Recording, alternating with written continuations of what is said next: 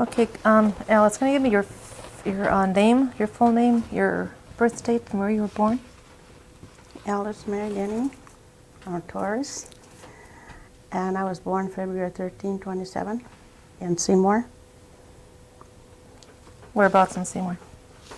On a farm, on Pearl, I think what it's called now, Pearl Street. Okay. Do you know if it's still located there yet? Is the farm still there? No, it's not. No. There's a new, there's new apartments there, new homes. Okay. Do you know where?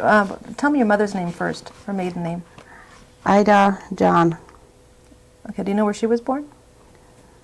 I think it was April 15, 1889. Where she was born?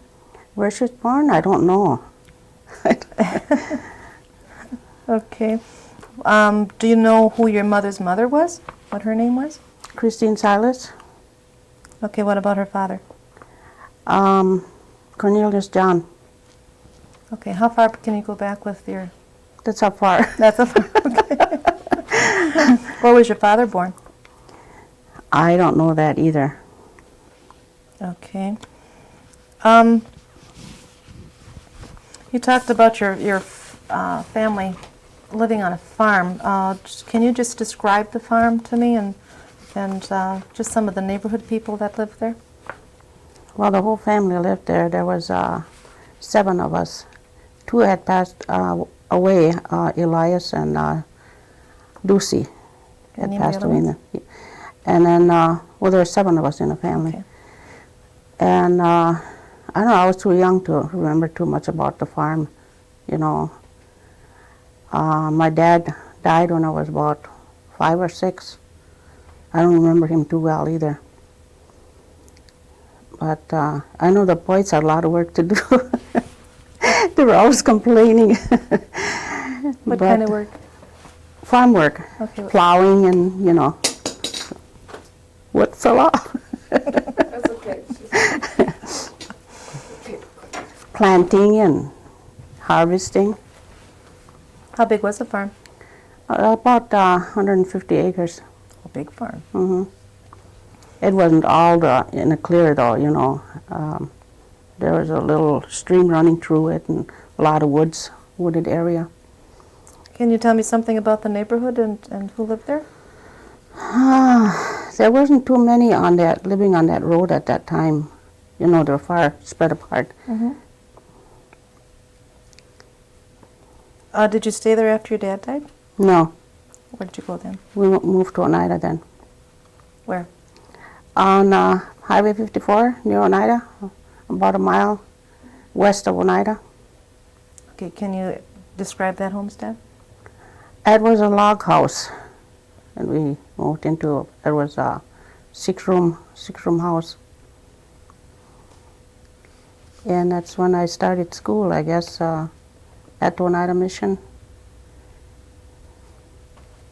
Okay, tell me your earliest, what you remember about the Oneida Mission when you first started going to school there. Describe that to me. Well, I wasn't speaking much English at the time because we all talked Oneida in our home.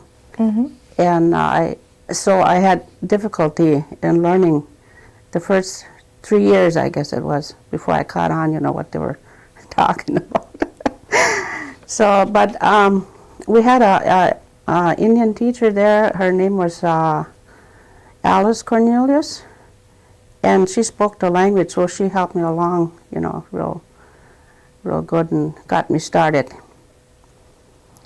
But then also I was a tomboy, I guess, and I didn't know how to play with the girls. I was a little rough with them, and I was tearing their clothes or something. I got into a lot of trouble that way. Getting back to the Oneida language, your whole family spoke Oneida? Okay, and then that was till you were about in the 3rd grade that you started speaking English. Yeah, and I've gotten a lot of the words now. Unless I talk to an elder person that speaks the language, and I can, you know, I know what they're saying, but I can't always answer. Okay. Getting back to your home life,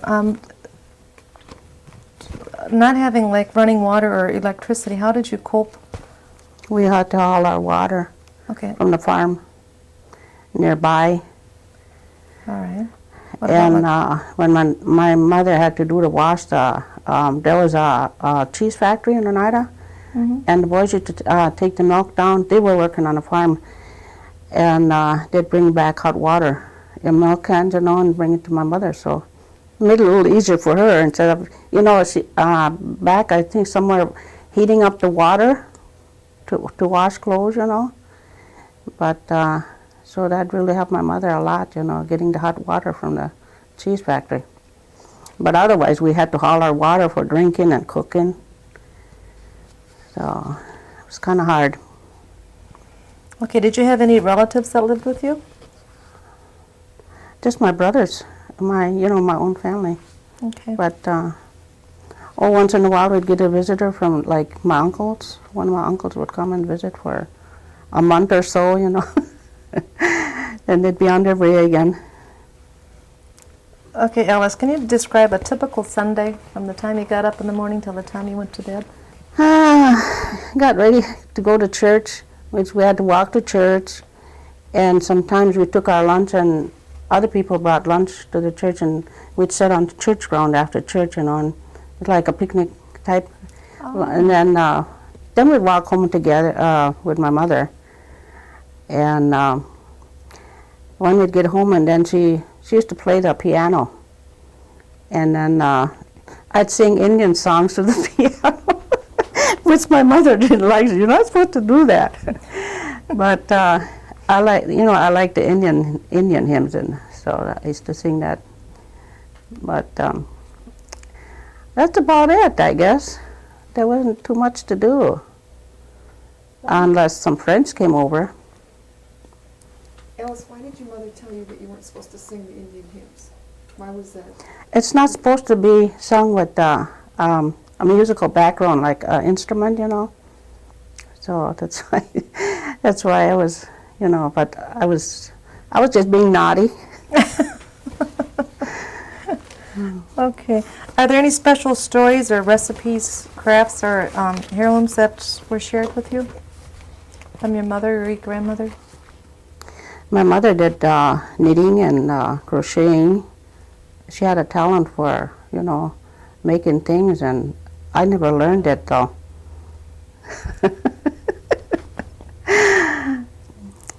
What about recipes? Her bread making and pies that I learned to copy from her, And up to this day, I still like to bake and bake bread and pies. Not too much on cake. Okay. Did you have anything with like corn soup? With the white corn. Did you do anything with that? Yeah. I helped my mother make the corn soup and the cornbread, which was made with ashes. And to this day, I cannot make cornbread or corn soup without using the ashes, which is getting, less and less hard to find now. It's really hard to find, so now I depend on the cannery. What kind of ashes do you need to make the cornbread or the corn soup? Hardwood ashes. Okay. Yeah. Do you make the round little loaves? Mine were real small. Okay. What kind of chores did you have to do at home? I had to haul in the wood and sometimes get the fire going because my mother was out working, and so when I'd get back from school, that was my job to get the fire going, and so that was nice and hot by the time she got back, and even peel potatoes and, get some of the things ready, and then she'd cook when she got home. Where did your mother work? She worked for as a house cleaner for the neighborhood, and took in laundry and she did all kinds of work. Mostly, I guess she took care of people, sick people, in their homes. So. Was she like a doctor or nurse or? No. She didn't. She wasn't a professional nurse, but she could be. She could have been, you know. Okay. What kind of home remedies did she have then if she went to help other people? It's medicines that she picked, herbs that she picked herself, which I don't know what they were, you know. And she was good at that, you know, as far as herbal medicines go. She had a supply of it on hand. Some she's picked in the spring and some in the fall. And she dried these herbs and, you know, made tea with it, and that's how she helped. I guess a lot of people depended on those herbs back then, you know. We didn't go out to we didn't have a drugstore to go to and get our medicine, you know. We had these herbal medications. Was there any local doctors that you went to at all? Dr. Hill. That was our main doctor at the time. And she was herbal medications too. Okay, can you tell me a little bit more about Dr. Hill? She was a very kind lady, and I was happy. It seemed like when she came over, she'd be humming and whistling, you know, and you know, going around, and she just made you feel at ease, you know. If you were sick, you were better by the time she left. She was very kind and generous, and I don't ever remember her taking money, but I don't know how she got paid, you know. But she just kept on going around, and sometimes she'd walk, and sometimes she'd come in a buggy. But I remember when I'd see her coming down the road, I used to be so glad to see her coming, because I knew that she had stories to tell too. And Can you remember some of the stories? no, that would take a lot of time to tell the stories. Okay, do you remember anything about the walkathon? Mm-mm. Nothing with that? Okay, what kind of games did you play when you were a child? Mostly hide and seek and baseball. Okay, once you moved to Oneida, was there more kids to play with in the neighborhood? Mm-hmm. Okay, do you remember like the first car that your mom got? Or did you ever got a car? No, we never got a car, but my brothers did. It was a Model T. My older brother got a Model T, and it went like 10 miles an hour. And it was noisy, kind of. It's not like the cars we have today. It was noisy. Can you tell me about wobbly. the first ride that you had in the car? What it felt like? I was excited about it, but then when I got in there, I thought, well, gee, this is a noisy thing you have to ride in. I didn't like it.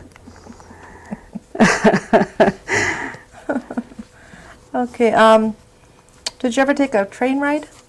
Mm-hmm. That was our main transportation back then in Oneida. The train used to go to Seymour and Green Bay and De Pere. Yeah. Oh. Can you tell me a little bit more about the trains? Well, I liked riding the train, and I think my main reason for that was I knew we were going shopping. So that's how my mother did her shopping, you know, between the towns, and got her groceries and the main things that she needed to go on a train.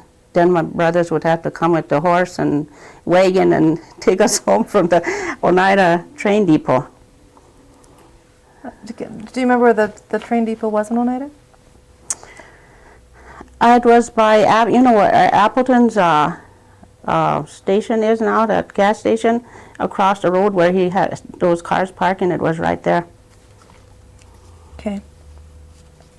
Can you tell me what were some of the special occasions that your family observed, like Christmas or Huyan or? You know, the special holidays and also our birthdays were special. Weddings, anniversaries, and And there was always a lot of people over at our house on those days and celebrated, and ate a lot. What did you eat? Mostly traditional foods, cornbread and corn soup and baked beans and fried bread. All the good stuff, pies and cakes, sandwiches. That was your typical Christmas with things like that? Mm-hmm. Okay, can you describe a little bit of Hoyan? Did your family do Hoyan? No, my mother was a very proud lady, and she never let us go out like the others go out. You've got donuts here, why do you want to go out? No, she never let us go Hoyaning or what they do, tricks or treating now, That was, she just didn't like that. Okay. What about Easter or the 4th of July? We celebrated most of that at home. We attended the parades that they had in Oneida, that's it, and then we went home. Had our own picnic at home. Describe what a parade was like. Pardon me? What was one of the parades like, or what types of things were It was always different every year. And mostly the community joined in and brought their horses or whatever, and it wasn't very much, maybe an hour-long parade, just mostly the community.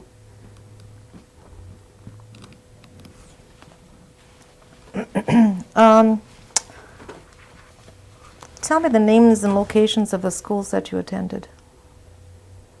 The only one I started in Pine Grove in Seymour, and then the Oneida Mission, and then I went to what is now the NWTC, but it was before that. I forget what it was called. It was on Broadway in Green Bay. I attended that school for. Like the technical school or something? Yeah, it's a like that? technical school, and it used to be on Broadway in Green Bay. I attended that school. I went to, let's see, 8, 9, 10th grade, I think I got that far. As I got most of my, what you call it, self-learning. But I've learned so far. I read a lot of books. You never went to a boarding school then? Mm-mm. Did you ever hear any stories about boarding schools? Yeah, I heard they were terrible. I'm kind of glad. I guess my mother didn't. When I finished 8th grade, I wanted to go away to school, and she would not let me go because of that.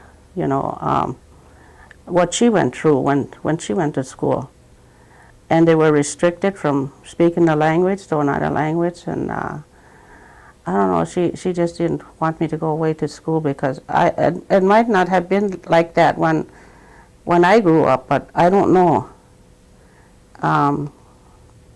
Well, that's only, I wish I could have got more education that way, but she would not let me go. Can you tell me a little bit more about your mother's experience with the boarding school? Well, she used to go to Oneida, where the Norbert Hill Center is now. That was a government school at that time, it was called, and that's where she went. And then she went to Tomah. Was that a government school too? Tomah, Wisconsin. And she didn't like it at all because they got punished for every little thing, it seemed like, mostly because they were talking their language. And the punishment was like she was put in a kitchen. She wasn't learning what she should be learning, She was put in a kitchen, and that was her punishment. But then she said, well, I learned how to cook.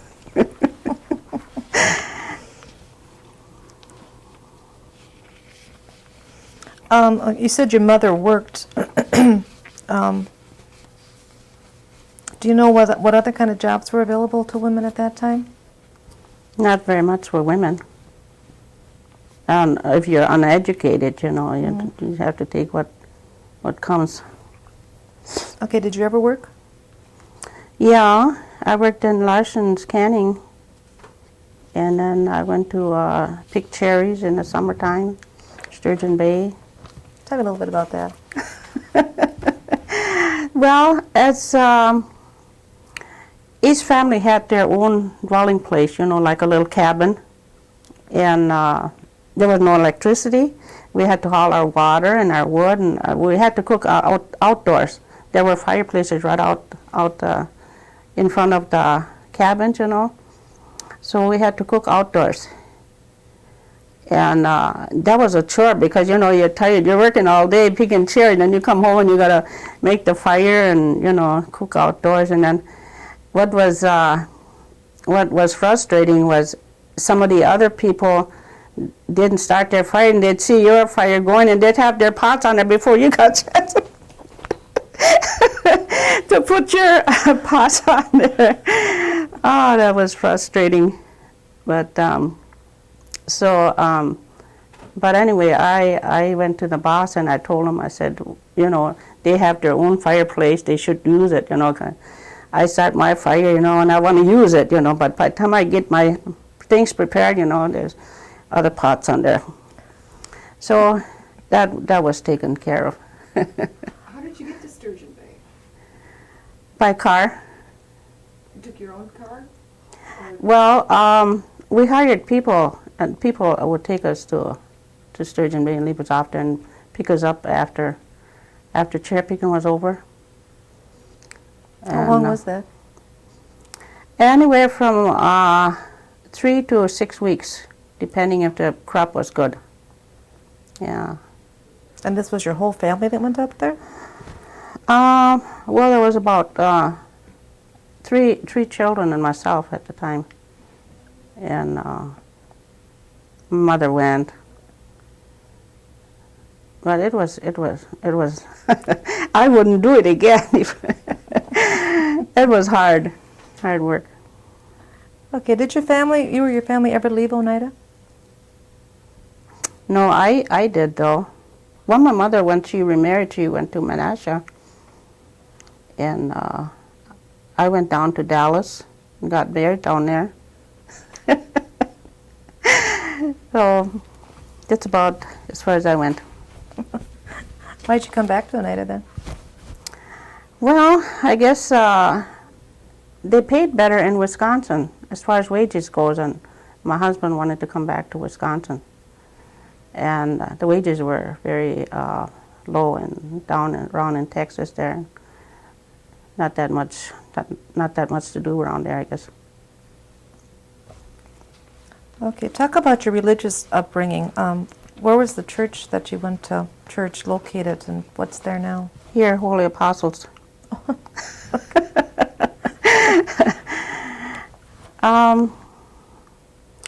We got our education mostly through, like I said, first Alice Cornelius, and then the sisters took over. And we were restricted a lot, So, but I think it was good for us, You're I talking had a about lot the of mission fun. school now? Pardon me? You're talking about the mission school now? Mm-hmm. Okay. Yeah. And I thought we had more religion than school, because we had to go to church every day, and twice a day we were naughty. So we weren't taught, as much as we should have been. I like the public schools, and I don't know. I guess it was all right. Okay, was religion important to your family? Mm-hmm. My mother, anyway. Yeah.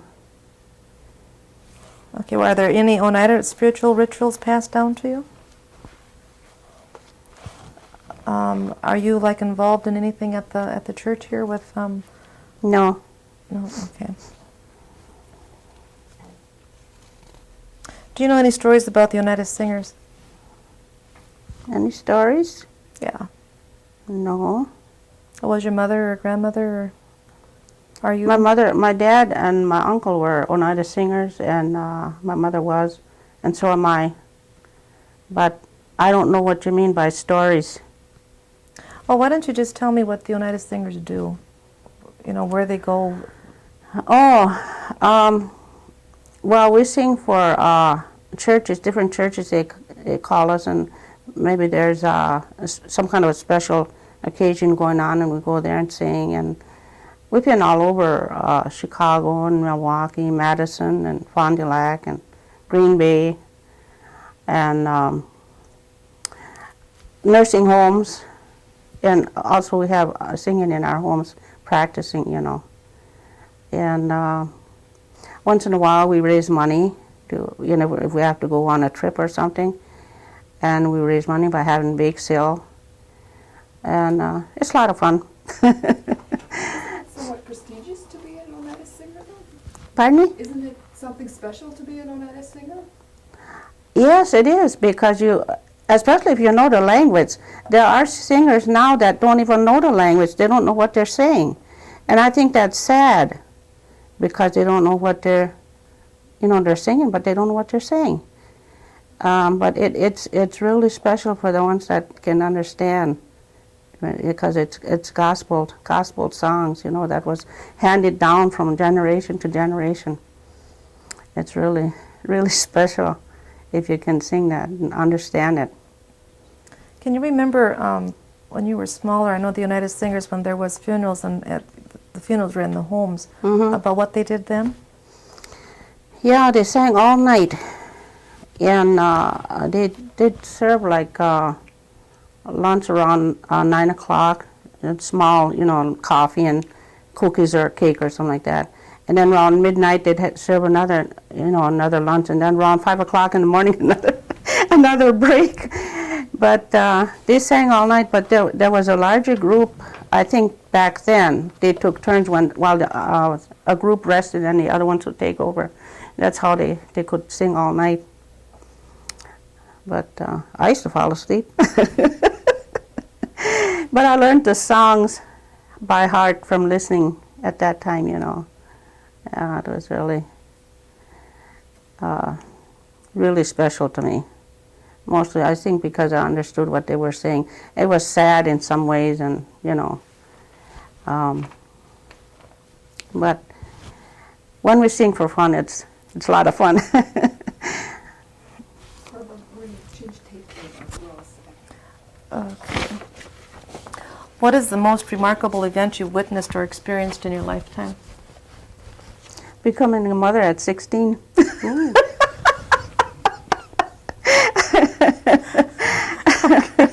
That's pretty remarkable. Yeah. Yeah, I got married at 15 years of age, and had my baby 9 months after I was 16. How many kids did you have? 13. Okay. Who delivered all your kids? Well, Dr. Hill delivered the two older girls at home because I couldn't make it to the hospital. We had a blizzard, and it was so funny at the time. My husband and well, he was working at the Guardian Angel School, and he was working with a friend over there. Oh, he says my car can make it through the snow drifts. You know, he had a old Ford, so they went after Dr. Hill, and they brought her. And then they got so far, you know, there was almost to the home. We lived on Seminary Road. And the car stalled. It just couldn't go in. The snowdrift was too high. So they took Dr. Hill out of the car and they carried her over. And she just had the biggest moment of her life, he said. She never was carried through a snowdrift before. But and the same thing happened with the second child. Well, the first one was born in November and the other one was born in March. And there was another blizzard at the time. So I couldn't make it to the hospital again. And Dr. Hill said, you better plan on having your babies in the summertime so you can make it to the hospital. So the rest of them were born in the hospital. What was it like raising 13 kids? That's a number that's just unheard of today. How did Oh, you I've been manage? asked that so many times, and I can't answer because, you know, it just happened, and we happened to, you know, be able to raise that, I guess. Well, You had to be a very you had to watch your your money. And we had gardens. I think that's what helped a lot. We had gardens, and I canned. My mother helped me can, and I think that's made a lot of difference, which they don't have nowadays. And I don't know. It's really costly these days to have babies. Back then it wasn't. Like, you know, you could have a baby for $500 in the hospital back then, and we could afford it. And but now these days I don't think I don't think so. It's very costly. Okay. What does the phrase "I am a member of the United Nations" mean to you? I'm a member of the United Nations. Ah, that's a big question. Mm-hmm. Well, I'm proud to be Oneida, for one thing, because of the difficulties we've come through, and we've been making it, you know, and I'm proud to be Oneida. Okay. What advice would you give to future generations? Get a good education. It's really, you know, you can't go, you can't get along without education now. It's really important that they get their education. And that way they can, I think the Oneida Nation can become stronger. Noticing now, you know, how far they've come, that's proof enough, you know, that our younger people have their education. That's why we're where we are now. And it's very important. What is your biggest worry right now? My biggest worry? Mm-hmm. I wish I had better health. There's always something happening to me because I'm diabetic and I got arthritis, you know, and I wish I had better health, you know. Okay. What do you think the United Nations will be like 50 years from now? Gosh, I don't know. I don't even think I'll live that. I'll live that long. I don't know. I really don't know. Okay. If you could change one thing about your life, what would it be and why? Have a better education. I really miss that. You know, not going on to school and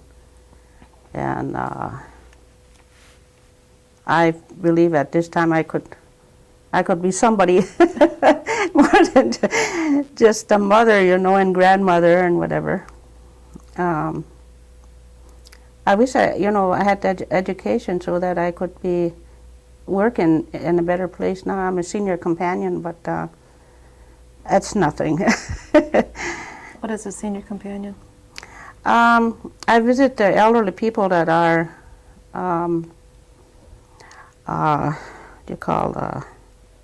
that are in the homes, you know, elderly people that can't get out. They're restricted to home areas, you know. And so I visit them, and it's more or less like visiting, you know, and I don't call it work at all, but something I could be doing anyway, you know. Okay, what clan are you from? Pardon me? What clan are you from? I don't know. Okay. Is there anything else you'd like to tell us about your life that we may not have touched on?